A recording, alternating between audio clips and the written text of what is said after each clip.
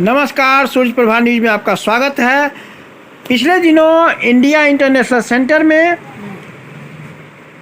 Astrology is a science विषय पर एक संगोष्ठी में वरिष्ठ पत्रकार प्रदीप पंडित के वक्तव्य के कुछ अंश यहाँ सुना जा सकता है।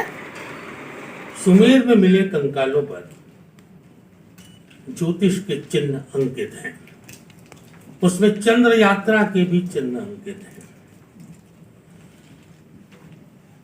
ऋग्वेद में करीब 95,000 वर्ष पूर्व ग्रह नक्षत्रों की स्थितियों का साफ साफ जिक्र है, वैज्ञानिक ढंग से जिक्र है। इसी आधार पर लोकमान्य बाल गंगाधर तिलक ने कहा था कि ज्योतिष 90,000 वर्ष पुराना विषय है। उस जमाने में भले अतीत को जानने की स्थिति न रही हो, लेकिन आज जो कुछ आप बताते हैं उससे जानने पकड़ने के संयंत्र उपलब्ध हैं कि आप जो बता रहे हैं वो सही और वैज्ञानिक है कि नहीं। ज्योतिष की सर्वाधिक गहरी मान्यता केवल भारत में पैदा हुई, आर्यावर्त में, और इसी कारण गणित का जन्म हुआ। आपको अचरज होगा कि दुनिया की हर सभ्य भाषा में गणित के जितने अंक हैं वे सभी भारतीय हैं। जैसे 9 नवम का रूपांतरण है, 8 अष्टम का रूपांतरण है। तो सुमेर तक जब भारत की खोज और अन्वेषण जितना पहुंचा, उसके आधार पर सुमेर ने ईसा से करीब 6,000 वर्ष पहले ज्योतिष के द्वार खोले और नक्षत्रों के अध्ययन के लिए 700 मीटर ऊंची मीनारें बनाई। उन मीनार पर 24 घंटे लोग हुआ करते थे जो नक्षत्रों का अध्ययन करते थे।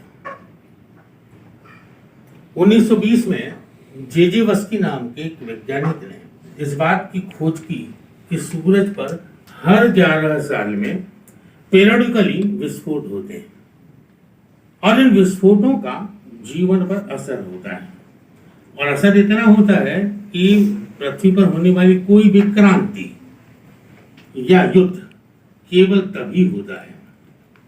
जे वस्की की यह बात बहुत महत्वपूर्ण है, और अगर जे वस्की का खंडन नहीं किया जा सका, उसने 700 साल तक के वर्णन को लिखा है।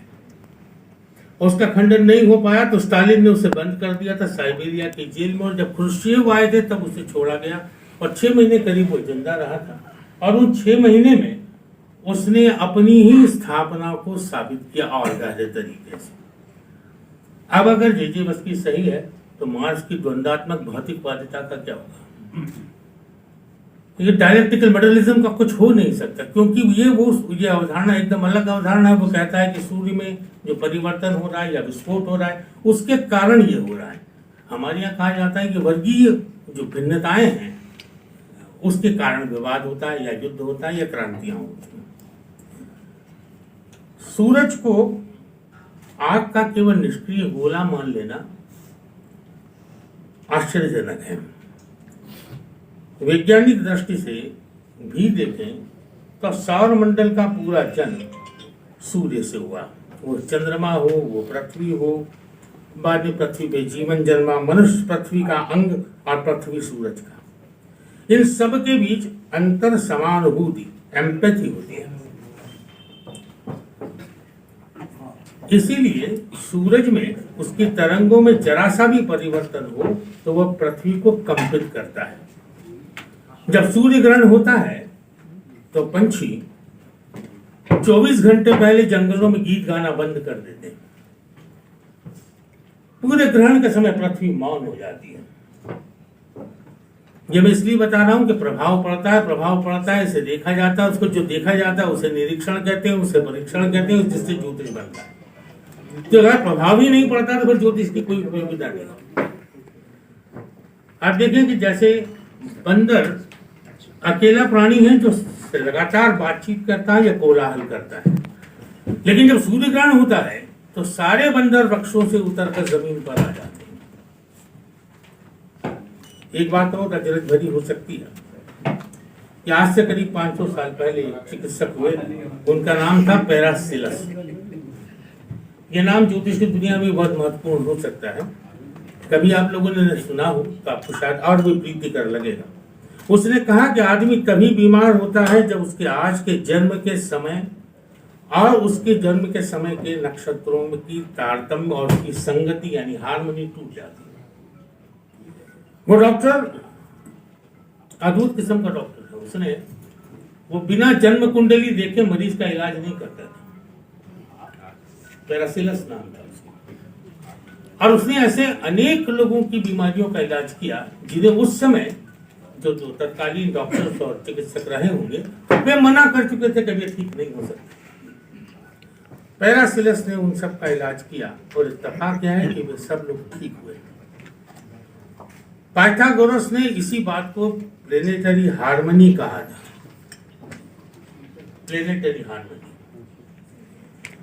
यह तब कहा जब वो भारत और इजिप्ट की यात्रा से लौटा था कि उनका मत है कि अंतर्निहित संगीत आपके भीतर का, इसी को स्वास्थ्य कहते हैं। एक और बात आपके ध्यान में लाना चाहता हूँ जो आपकी विचार यात्रा में शायद और आनंद दे कि 1950 के बाद दुनिया में ज्योतिष का एक नया आविर्भाव हुआ और उसे कॉस्मिक केमिस्ट्री, ब्रह्म रसायन कहा जाता है। वैज्ञानिक आधार पर सिद्ध किया जा सका है कि पूरा जगत एक ऑर्गेनिक यूनिटी है। जिस तरह शरीर ऑर्गेनिक यूनिटी है, ठीक वैसे पूरा ब्रह्मांड एक शरीर है। इस संयुक्त है। तारा कितनी भी दूर क्यों न बदलता है तो आपको प्रभावित करता है। अब विज्ञान में ये मानने लग गया है कि व्यक्तिगत रूप से आप प्रभावित होते हैं या नहीं होते हैं ये तय नहीं है, लेकिन जीवन धरती का प्रभावित होता है ये तय है। और अगर इतना तय है तो फिर बहुत सारी बातें तय हो जाएंगी जिससे ज्योतिष विज्ञान ने सवाल नहीं पूछना पड़ेगा। जापान में एक डॉक्टर हुआ